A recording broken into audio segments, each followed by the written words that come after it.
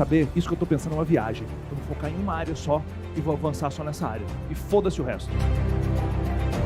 Quando eu chegar lá, eu penso no resto. E eu foquei só na área de carreira. Passei uma década focando só na área de carreira. Com isso, comecei a quebrar financeiramente, aí recuperava financeiramente, quebrava de novo, mas eu fazia tudo para crescer, tudo para ser maior no que eu fazia. Isso é uma motivação guiada pelo quê?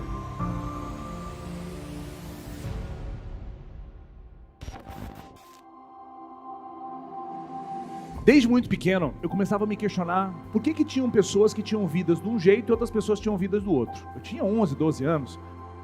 Por que irmãos dos meus pais, os meus tios, tinham vidas tão diferentes? Por exemplo, por que minha tia vivia brigando e não conseguia ficar num relacionamento e brigava com os filhos e brigava com os maridos que vinham, enquanto outra tia minha tinha um relacionamento magnífico? Por quê?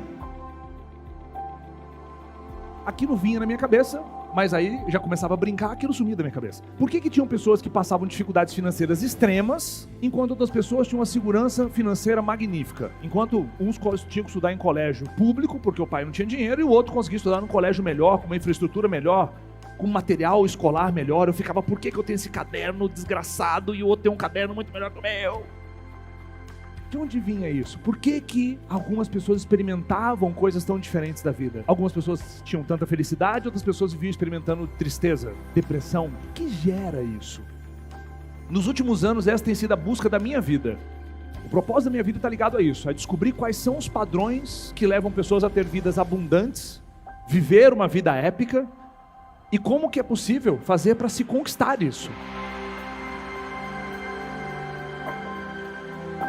Quais são os padrões comportamentais que levam pessoas a construir vidas abundantes, enquanto algumas pessoas, a maior parte delas, estão lutando para vencer em uma área só, e não estão dando conta de vencer em uma área só. Ou quando vence naquela uma área, essa pessoa percebe que ela venceu ao custo de destruir todas as outras áreas.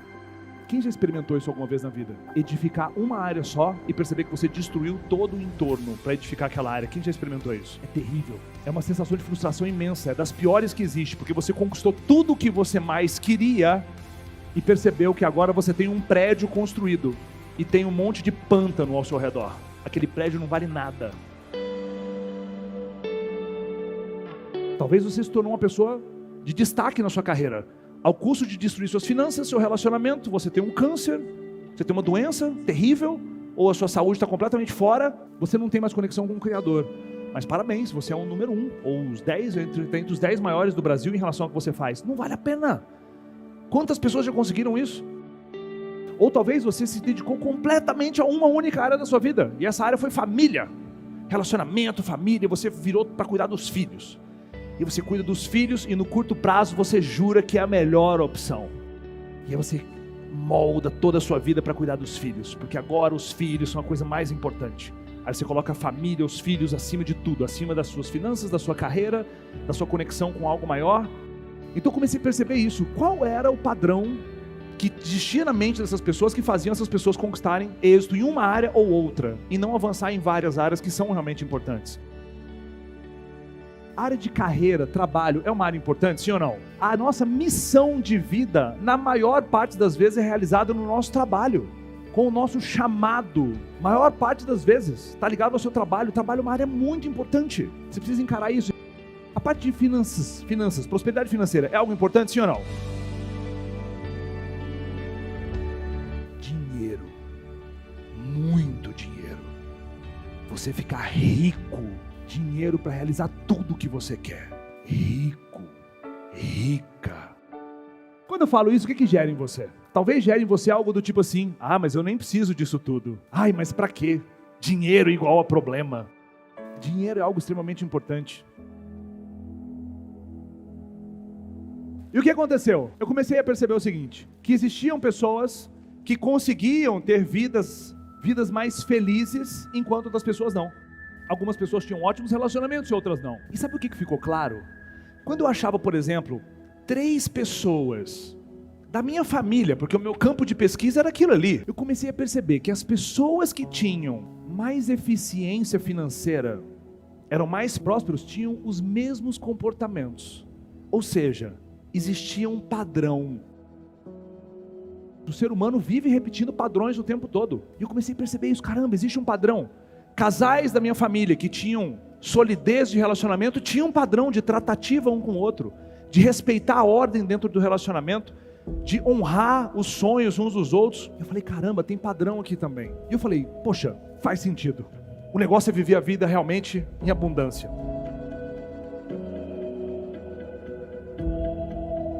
E quando eu comecei a falar sobre isso, o que as pessoas disseram para mim? Que isso era o quê? Loucura, não tem como. Todo mundo ao meu redor dizia o seguinte, peraí, mas se você for melhorar a sua parte física, você não vai conseguir enriquecer. Eu falei, mas como assim? Como que não dá? Olha o que as pessoas me falavam, me mostra alguém que é rico e tem um físico incrível. Eu não conseguia achar essas pessoas realmente. Porque hoje em dia é muito mais fácil com a internet, você acha. Mas lá na década de 90 você não conseguia achar. Eu falei, eu não conheço ninguém realmente. Aí você começa a levar isso para o campo do é impossível. Não tem como, ou você é rico, ou você é temente ao Criador, ou você é conectado a uma força maior, não tem como. Porque para enriquecer você tem que passar alguém para trás. Eu falei, meu Deus do céu, será que é assim mesmo? Só que eu ouvi isso tantas vezes, isso foi martelando a minha mente, solidificando crenças na minha mente, que eu falei, quer saber? Isso que eu estou pensando é uma viagem. Eu vou focar em uma área só, e vou avançar só nessa área. E foda-se o resto. Quando eu chegar lá, eu penso no resto. E eu foquei só na área de carreira. Passei uma década focando só na área de carreira. Com isso comecei a aumentar a gordura no corpo, com isso comecei a quebrar financeiramente, aí recuperava financeiramente, quebrava de novo, mas eu fazia tudo para crescer, tudo para ser maior no que eu fazia. Isso é uma motivação guiada pelo quê? 3 palavrinhas, 3 letras, guiada pelo ego. Crescer, crescer, crescer a qualquer custo, crescer, crescer, crescer. E eu comecei a perceber que eu comecei a chegar num nível que eu queria, mas eu não estava o quê? Feliz. E essa é a pior derrota que existe. Porque eu olhava ao redor, era só problema. Problema no relacionamento, problema na convivência com o Gabriel, meu filho, problema em relação a finanças, problema em relação a sentir um vazio aqui dentro. Tá errado. Aí eu comecei a ouvir a minha voz e parar de ouvir a voz das pessoas lá fora. Eu comecei a pensar, cara, e se eu realmente voltasse àquilo que eu estava pensando lá 10 anos atrás? De entender quais são os padrões e buscar alimentar um pouquinho cada área toda semana. Cuidar um pouquinho de carreira, e um pouquinho de finanças, um pouquinho de relacionamento, um pouquinho dessa parte de saúde e energia, um pouquinho de espiritualidade, mas um pouquinho só. Toda semana, para sempre, como seria? E aí eu experimentei algo magnífico. Porque o que aconteceu, na minha crença era, se eu deixar de colocar toda a minha energia no meu trabalho, eu vou deixar de ter êxito. Se eu diluir a minha atenção e minha energia com outras áreas, eu vou perder potência. E aconteceu o oposto. Aconteceu o oposto.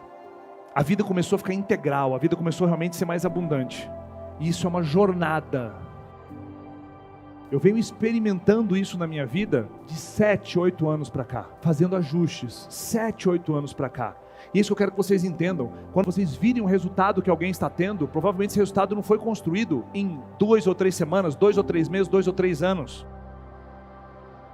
E eu comecei a não mais ouvir as pessoas, e comecei a focar no meu jogo. E sabe o que começou a acontecer? As pessoas começaram a se aproximar e perguntar assim, cara, como que você está conseguindo? Porque eu não estou conseguindo fazer isso, aquilo, mas como que você está conseguindo? Eu falei, caramba, tem um caminho aí. Existe um caminho aí. E quando você começa a perceber, é como se fossem pequenas orquídeas. 5 orquídeas. Que você não precisa colocar muita água nessas orquídeas. São algumas gotinhas todos os dias. Algumas gotinhas todos os dias. E essas orquídeas começam a florescer. São as 5 áreas da sua vida épica.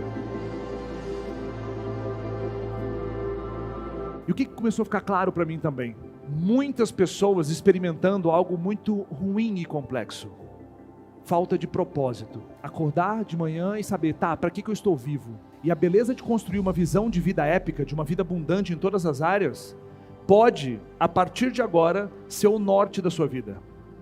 Essa é a coisa que mais importa. Não é a opinião do seu marido ou da sua esposa. Não é a opinião dos seus pais. Não tem a ver com o ego de ter que faturar mais e mais e crescer para ser maior que as outras pessoas. A única coisa que importa é a sua visão de vida épica.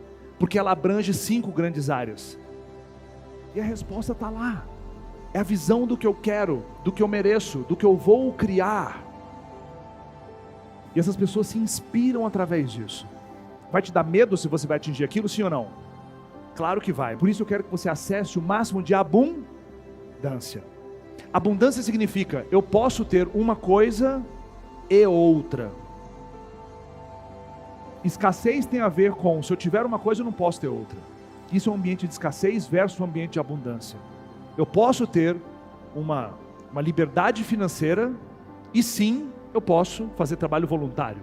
Eu posso ter liberdade financeira e sim, eu posso ter tempo para minha família.